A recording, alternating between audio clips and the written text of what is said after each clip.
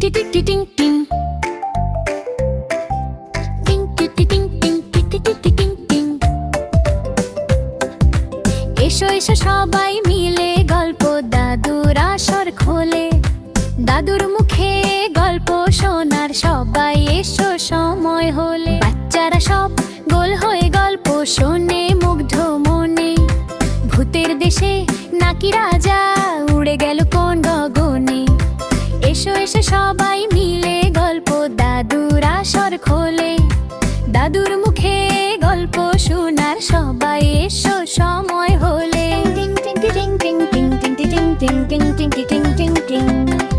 কখনো ভয় কখনো মজা কখনো হাসির ঝর্ণা।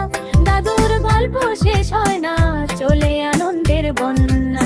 দাদু এসে গল্প বলে সবাই শোনে মুখ বুঝে। গল্পগুলো অল্প হলেও স্বপ্নগুলো গল্প খোঁজে। স্বপ্নগুলো গল্প খোঁজে। টিং টি টি টিং টিং টিং টি টি টিং টিং টিং টি টি টিং টিং টিং টি টি টিং টিং টিং টিং টি টিং টিং টিং টিং টি টিং টিং টিং টি টি টিং টিং টিং।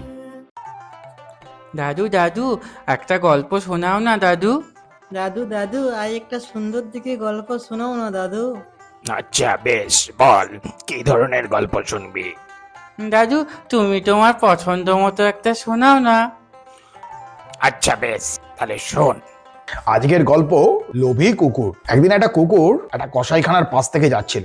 সে যেতে যেতে হঠাৎ দেখতে পেল একটা মাংসের টুকরো সেখানে পড়ে আছে। সে মাংসের টুকরোটা দেখে খুব খুশি হয়। সে মনে মনে বলে, আহা আজ কপালটা হেব্বে। কত বড় একটা হাড় শুদ্ধ মাংস। হ্যাঁ, আজ পেট ভরে খাওয়া যাবে। কেউ দেখার আগে এটা নিয়ে পালাই। সে মাংসটাকে মুখে করে নিয়ে একটা সাঁকোর উপর ওঠে। মনে মনে বলে, এই সাঁকোটা পার হয়ে জঙ্গলের দিকে যাই, ওখানে কেউ আমাকে ডিস্টার্ব করবে না। সে যখন সাঁকোর মাঝপথে হঠাৎ সে জলের দিকে তাকায় এবং তার প্রতিবিম্বকে দেখতে পায়। সে তখন নিজের প্রতিবিম্বর দিকে তাকিয়ে মনে মনে বলে, জলের নিচে ওটাকে। কুকুরটা জলের দিকে একদৃষ্টে তাকিয়ে থাকে।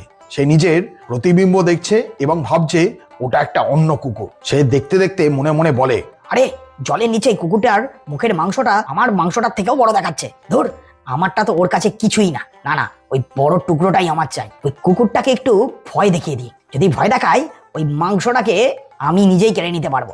এই বলে সে রাগী মুখ করে জলের দিকে তাকায়। সে মুখ খুলে ডাকার জন্য। মুখ খোলার সাথে সাথেই মাংসের টুকরোটা জলে পড়ে যায়। এবার সে জলের দিকে তাকিয়ে থাকে। সেখানে আর কোনোভাবে মাংসের টুকরোটা সে খুঁজে পায় না। সে বুঝতে পারে এটা তার প্রতিবিম্ব ছিল। সে তখন মনে মনে বলে, এ কি, মাংসটা পুড়ে গেল? হায় হায়, ওটা তো অন্য কুকুর ছিল না, ওটা তো আমারই ছায়া ছিল। লোভে পড়ে অন্যেরটা নিতে গিয়ে নিজের খাবারটাও হারালাম। ইস, আমি কি বোকা। এই বলে কুকুরটা মাথা নিচু করে সেখান থেকে চলে যায়। বল তো কেমন লাগলো গল্পটা? খুব সুন্দর দাদু, খুব সুন্দর, খুব সুন্দর, খুব সুন্দর। আচ্ছা বল, এই গল্পটা থেকে তোরা কি শিখলি? কি শিখলাম দাদু? শোন, অতি লোভে তাঁতি নষ্ট। বুঝলি? হ্যাঁ দাদু, হ্যাঁ বুঝেছি বুঝেছি। আবার পরের দিন গল্প বলবো, ঠিক আছে? যা এখন সবাই।